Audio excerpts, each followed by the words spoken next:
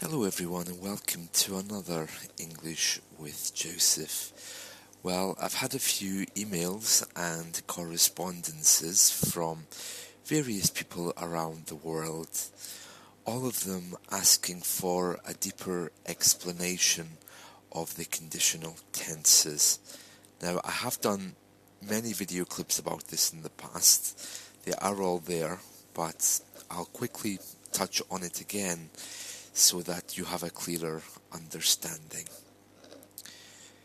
The conditional tenses are designed to allow you to talk about things which are more or less unreal.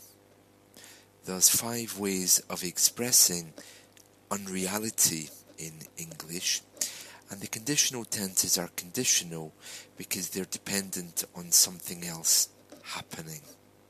Okay, so for example,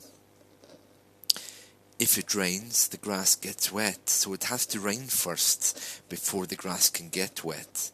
So this is why it's a conditional sentence. It's not real. But there's varying degrees of reality within this unreality, and I think that's the part which causes the confusion. The first thing is to talk about things which always happen if, of course, the condition is met. For example, the zero conditional, if it rains, the grass gets wet. So it's saying what always happens, and you could even say when it rains, the grass gets wet. The type 1 conditional would be, if it rains, the grass will get wet. So we've moved away from what always happens into probability. With the type 2 conditional, it becomes, if it rained, the grass would be wet. Then with type 3, if it had rained, the grass would have gotten wet. And then there's one more where you can mix between the type 3 and type 2 to express what's happening now. Now it sounds very confusing, but really it's not. The zero conditional, if it rains the grass gets wet, is formed by present presence. Present in the first part and present in the second part.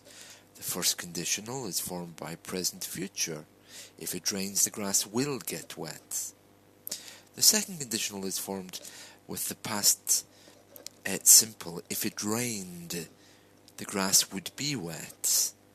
Again, we're into the world of hypothesis.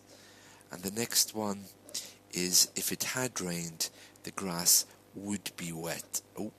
If it had rained, the grass would have gotten wet. Would have gotten wet. And the last one, if it had rained, the grass would be wet, would be a mixed conditional because it starts off with part 3 and it ends with part 2. Another good example of that would be, if we had looked at the map last night, then we would not be lost now. That's an example of the conditionals and how they all work, so I hope that's been helpful. It can get a little bit more complicated when we bring possession into this, because we have to use the auxiliary for the past perfect in type 3, had, for example, if it had rained.